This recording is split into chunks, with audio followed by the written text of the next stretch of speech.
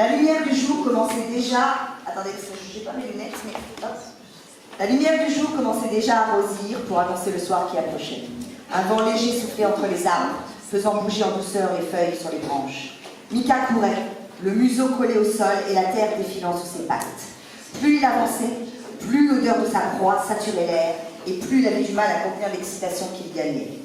Le sanglier était tout près maintenant. Sa senteur était si forte que le jeune tigre parvenait à peine à se contrôler. Doucement, tu ne dois pas l'effrayer, songeait-il en ralentissant soudain le rythme tandis qu'il atteignait le bord de la clairière. Puis, se glissant à travers les forêts, il se mit à avancer silencieusement en espérant ne pas se faire repérer. La bête était énorme, et un solitaire de cet âge pouvait se révéler extrêmement dangereux. Dangereux, tu m'étonnes, il peut le tuer. Une seule erreur de sa part, une seule et il risquait de se faire tuer. Tapi dans les hautes herbes, le petit tigre gratta nerveusement la surface rêche de ses griffes sur le sol et prit tranquillement le temps de l'observer. Gris-brun, le cou massif, l'arrière-train large et les défenses acérées, l'animal était plutôt impressionnant. Mais Mika s'en moquait. Il était parfaitement décidé à tenter sa chance. Tendant les muscles de ses pattes, il s'apprêtait à bondir sur sa proie quand il sentit soudain une main le tirer brusquement en arrière. Non! Le sanglier effrayé se mit aussitôt à détaler et Mika, frustré de voir la bête l'échapper, se tourna vers le garçon brun aux yeux d'émeraude qui le tenait fermement au-dessus du sol et lui asséna un coup de griffe. « Hé, on se calme, d'accord? Tu sais très bien que tu es trop petit pour t'attaquer un sanglier adulte, c'est trop risqué, soupira celui-ci en n'accordant même pas un regard au filet de sang qui s'écoulait à travers son pantalon déchiré. Le jeune tigre poussa un follement de protestation et leva les yeux vers son grand frère en faisant onduler ses oreilles rondes. Petit, oh bien sûr, il avait rien à voir avec Bregan. Son aîné sous sa forme animale mesurait pas moins de 2 mètres, pesait 400 kilos et pouvait tuer un bœuf ou un cheval d'un seul coup de patte.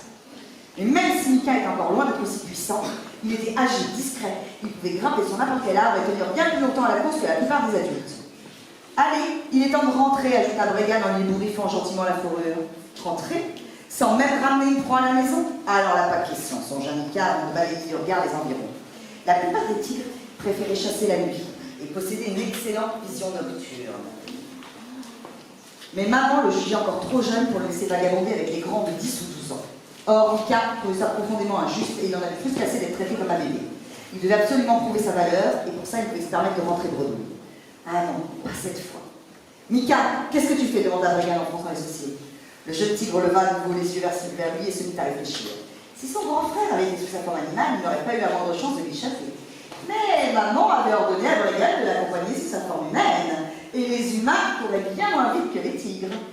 C'était une idée folle, bien sûr. Chasser seul était interdit à son âge, et il risquait de se faire sacrément gronder en rentrant à la maison. Mais il préférait encore être puni plutôt que de subir une nouvelle humiliation.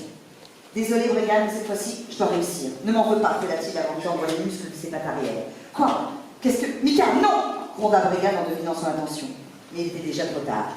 Mika s'était élancé d'un bond vers les broussailles couvertes d'épines et avait disparu comme par enchantement. Et là, il va aller se perdre sur le territoire des loups.